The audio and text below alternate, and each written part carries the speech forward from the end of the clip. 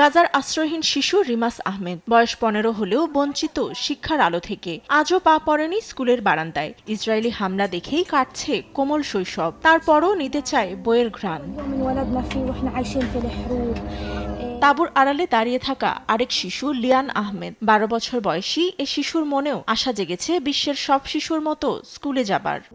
অন্যান্য শিশুর মতো আমরা স্কুলে যাই না, তারা নতুন কাপড় পরে স্কুলে যাচ্ছে, আর আমরা ব্যাগ নিয়ে যাই কমিউনিটি রান্নাঘর থেকে খাবার আনতে। এবছর আমরা পড়াশোনা করতে চাই অন্য শিশুর মতো। আমিও কলম ধরতে ও লিখতে চাই। আমি আমার স্কুলে প্রথম হতে চাই।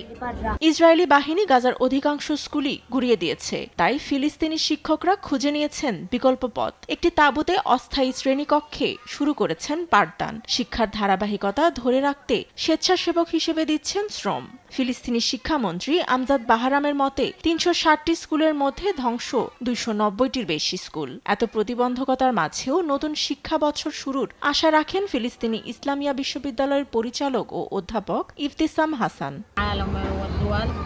শিশুদের পাঠদানের সামর্থ্যের সর্বোচ্চটা দিয়ে এই উদ্যোগ নিয়েছি। যুদ্ধে আমাদের শিশুরা শিক্ষা ও সংস্কৃতির যা হারিয়েছে তা পূরণের চেষ্টা করব। আশা করি আরব ও অন্যান্য দেশের মতো থেমে থাকব না। জাতিসংঘের তথ্য মতে ক্ষয়ক্ষতি মূল্যায়নে উপত্যকার 97% স্কুল ও শিক্ষা সরঞ্জাম ধ্বংস করেছে IDF. Fatema Tasnim, news desk, দেশ টিভি।